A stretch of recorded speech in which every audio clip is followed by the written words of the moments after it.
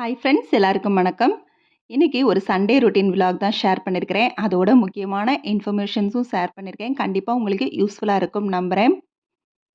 Sunday யூஷுவலாக non veg recipe தான். So நான்வெஜ்ஜாக mutton தான் எடுத்தோம்.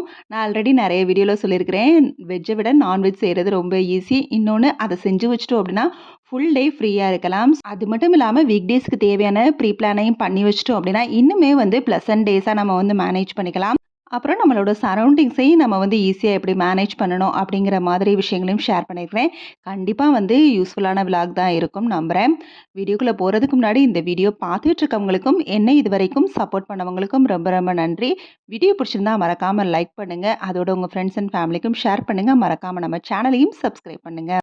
சண்டே மட்டன் குழம்பு வச்சதுனால ரொம்ப நாள் ஆச்சு இடியாப்பம் செஞ்சு. ஸோ இடியாப்பம் தான் நான் எப்போவுமே மேக்ஸிமம் மட்டன் குழம்புக்கு இடியாப்பம் அப்படியே மாவை அரைச்சு அப்படியே அதை இட்லி மாதிரி ஊற்றி செய்வோம். நிறைய பேருக்கு இந்த மாதிரி மெத்தட் தெரியாது. ஸோ ஆல்ரெடி இதை நான் ஷேர் பண்ணியிருக்கிறேன் ரொம்ப பழைய விலாகில். ஸோ இன்றைக்கி அதுதான் இன்றைக்கி ஒரு ரெசிபியாக ஷேர் பண்ணுவோம் அப்படின்னு ஷேர் பண்ணியிருக்கிறேன். மட்டன் சூப் வைக்கிறது மட்டும் என்ன அப்படின்னா, நான் மட்டன் வேக வைக்கிறப்பயே இஞ்சி, சீரகம் இதெல்லாம் போட்டு நம்ம வேக வச்சிட்டோம்னா அந்த தண்ணியை நம்ம சூப்பை எடுத்து குடிச்சிக்கலாம். அதோட அந்த கறி வெந்ததை நம்ம குழம்பாவும் ரெடி பண்ணிடலாம். சண்டே கொஞ்சம் லேட்டாக எந்திரிக்கிறதுனால கொஞ்சம் டீ தேவைப்படுது ரெஃப்ரெஷ்மெண்ட்டுக்காக. அதனால் சண்டே நெல்லிக்காய் ஜூஸு, மாதுளம் ஜூஸ்னு எதுவுமே இல்லை. டைரெக்டாக டீ தான்.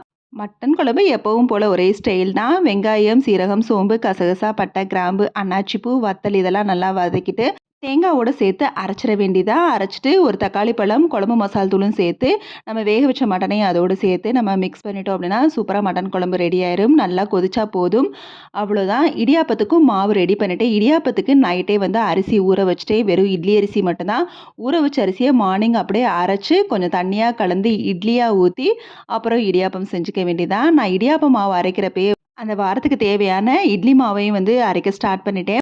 வீக்கெண்டில் நான்வெஜ்லாம் செய்கிறதுனால அடுத்து ஃபுல்லாக ஃப்ரீயாக தான் இருப்போம். ஸோ அந்த நேரத்தில் வீக் டேஸ்க்கு தேவையான மீல் பிளான்லாம் நம்ம ரெடி பண்ணி வச்சிட்டோம்னா ஈஸியாக நம்ம ப்ளசன்ட் டேஸாக நம்ம வீக் டேஸை என்ஜாய் பண்ணலாம், மேனேஜ் பண்ணலாம். ஸோ அந்த மாதிரி மீல் பிளானையும் எப்போவுமே நான் சண்டே ரொட்டீனில் பண்ணிடுவேன். இங்கே இட்லி ஊற்றி வச்சது வெந்துருச்சு. ஸோ அதை தான் இந்த மாதிரி இடியாப்பம் மேக்கரில் வச்சு இடியாப்பமாக பிழிஞ்சு எடுக்கிறோம். இது கொஞ்சம் ப்ராசஸ் கொஞ்சம் கஷ்டமாதிரி தெரியும். ஆனால் பழகிட்டோம் அப்படின்னா அது ஈஸி தான் நம்மளுக்கு. ஸோ இடியாப்பம் இந்த மாதிரி செஞ்சு அப்படியே மட்டன் குழம்பு ஊற்றி சாப்பிட்றப்ப செம்ம டேஸ்ட்டாக இருக்கும். மட்டன் மட்டும் இல்லை, சிக்கன் குழம்புமே இதுக்கு நல்லாயிருக்கும்.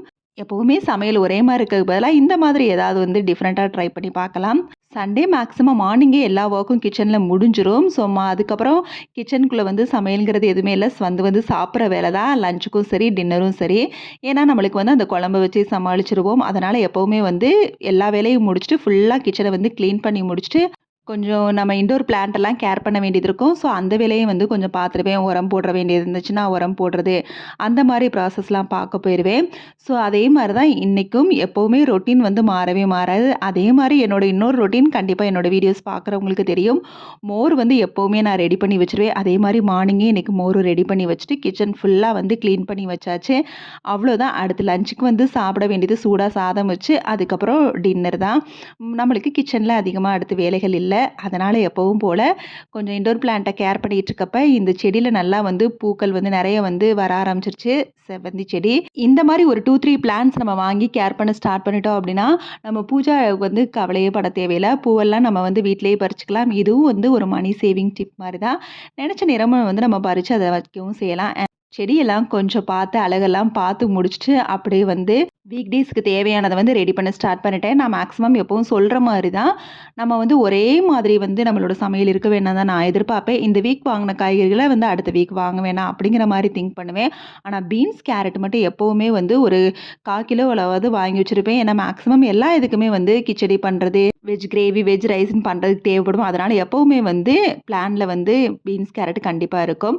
அப்புறம் மல்லி, புதினாலாம் கண்டிப்பாக நம்மளுக்கு தேவைப்படும். அதனால் அதையும் நம்ம வீக்கெண்ட்லேயே ரெடி பண்ணி வச்சிட்டோம்னா வீக் டேஸ்க்கு கொஞ்சம் ஈஸியாக இருக்கும். லெமனும் எப்போவுமே ஸ்டோர் பண்ணி வைப்பேன். வீட்டுக்கு வாசலில் நிலவாசலில் கட் பண்ணி வைக்கிறது, அப்புறம் வீட்டில் டம்ளரில் போட்டு உப்பு போட்டு வைப்போம்ல, அந்த மாதிரி இதுக்கெல்லாம் எனக்கு லெமன் தேவைப்படும். அதுக்காக லெமனும் எப்போவுமே ஸ்டோர் பண்ணி வச்சுருவேன். இது 2 வீக்ஸ் ஒன்ஸ் இந்த சேனக்கிழங்கு வாங்குவேன். இது சண்டே வாங்கினோம்னா வெனஸ்டே இல்லை தேர்ஸ்டேயில் வைப்போம். கொஞ்சம் காஞ்சதுக்கப்புறம் வச்சாதான் நாக்கு அரிக்காது. அப்புறம் கேப்சிகம் எப்பவுமே இருக்கும். எல்லா சமையல்லையும் வந்து கொஞ்சம் சேர்க்கிற மாரி பார்த்துக்குவேன். ஆம்லெட் போடுறது, இல்ல கிரேவி வைக்கிறது, கிச்சடி போடுறதுன்னு எல்லாத்துலயும் வந்து கேப்சிகம் வந்து சேர்க்கிற மாரி பார்த்துக்குவேன். அடுத்ததா நெறைய வந்து எண்ணெய் பொருள் வந்து இப்போ குறைச்சாச்சுன்னு நான் ஆல்ரெடி சொல்லியிருக்கிறேன். அது மாரி தான் எப்பவும் போல வந்து பழங்கள் வந்து வாங்கி வச்சாச்சு. அப்புறம் நெல்லிக்காய் எப்பவும் போல ஃப்ரிட்ஜில வந்து ஸ்டோர் பண்ணிட்டே இருப்பேன். டெய்லி மார்னிங் இல்லன்னா கூட வாரத்தில ஒரு 4 நாளாவது வந்து இத குடிச்சுருவோம். ஸோ, அதுக்காக அதையும் வந்து வாங்கி வச்சாச்சு. கண்டிப்பா லேடீஸ் நம்மளுக்கு தெரியும். நம்ம வந்து எந்தெந்த மாரி நம்ம சமையலோட முறை இருக்கும். என்னென்ன மாரி வீட்ல வந்து விரும்புவாங்க. அதனால நம்ம எப்பவுமே இந்த மாரி பிளான் பண்ணி வச்சுட்டோம் அப்டின்னா, நம்ம வீக் டேஸ்ல வந்து டென்ஷன் இல்லாம இருக்கலாம். இதுவே நம்மளுக்கு வந்து ரொம்ப டென்ஷன், இரிட்டேஷன குடுக்கும். ஸோ அந்த மாரிலாம் இல்லாம, நம்மளோட தேவைகள அறிஞ்சு நம்ம வீக்கெண்ட்லயே அதுக்கான பிளான வந்து பண்ணி வச்சுட்டோம் அப்டின்னா, நம்மளோட வீக் டேஸ் எல்லாம் ரொம்ப வந்து ப்ளசன்ட்டா வந்து மேனேஜ் பண்ணலாம். எந்த ஒரு டென்ஷனும் இல்லாம. அடுத்ததா ரொம்ப ரொம்ப முக்கியமான டிப் என்ன அப்டின்னா, லேடீஸ் கையில வந்து எப்பவுமே அமௌண்ட் இருக்கணும். பிகாஸ் நம்ம வந்து அதிகமா வந்து வீட்ல வந்து சரி ஜென்ட்ஸ் பார்த்துக்கிறாங்க. நம்ம எதுக்கு வந்து அதிகமா வந்து சேவ் பண்ணணும் அப்படிங்கிற மாரி திங்க் பண்ணாம, நம்ம என்ன செய்யணும்னா கிடைக்கிற அமௌண்ட்ட நம்ம என்ன பண்ணுவோம், ஷாப்பிங் அந்த மாரி பண்ணுவோம்.